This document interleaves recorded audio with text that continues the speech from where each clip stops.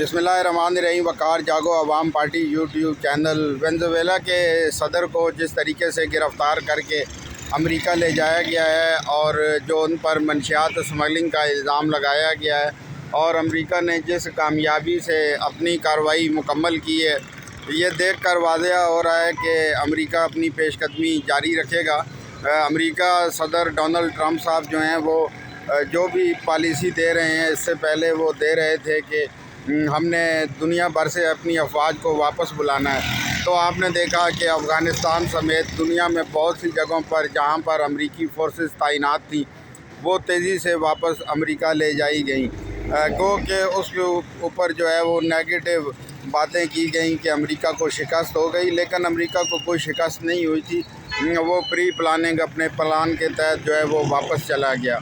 इसी तरह और मेक्सिको वगैरह और दूसरे मुल्कों का भी नाम लिया जा रहा है कि वहाँ पर भी हमला किया जाएगा। तो मैं समझता हूँ कि वो जहाँ पर भी जिस जगह पर भी चाहेंगे आसानी से कार्रवाई कर लेंगे, क्योंकि उनके मुकाबले इस वक्त दुनिया के अंदर कोई भी मुल्क मौजूद नहीं है। बज़ाहिर सुपर पावर कहलाने वाले चाइना और रशिया की जो टेक्नोलॉजी है वो इतनी एडवांस अभी नहीं हुई। अमली मैदान में वो अमेरिकन टेक्नोलॉजी के सामने ठहर नहीं सके, अब तक ये वाज़ेह हो चुका है, और उसकी जो फ़ौजी ताकत है उसको चैलेंज नहीं कर सके। तो बहरहाल ये है कि ईरान के बारे में भी कहा जा रहा है, तो मुख्तलिफ़ मुल्कों के बारे में कहा जा रहा है। जहाँ तक ईरान का ताल्लुक़ है तो ईरान के ऊपर जो है वो डायरेक्ट अगर इसराइल हमला करेगा तो फिर सूरत हाल दूसरी हो जाएगी, या अगर अमेरिका हमला करेगा तो सूरत हाल दूसरी हो जाएगी।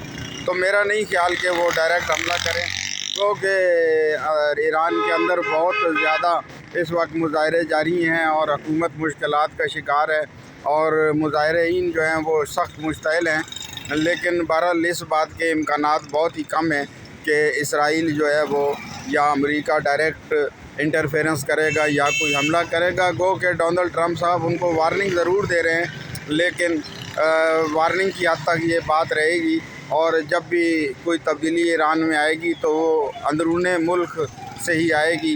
बैरून मुल्क से जो भी उसके ऊपर कार्रवाई करने की कोशिश की जाएगी तो ये बातों की हद तक तो मुमकिन है, लेकिन अमली तौर पर की नहीं जाएगी, क्योंकि अगर ये किया जाएगा तो फिर एक मजहबी रुझान जो है वो फिर खड़ा हो जाएगा।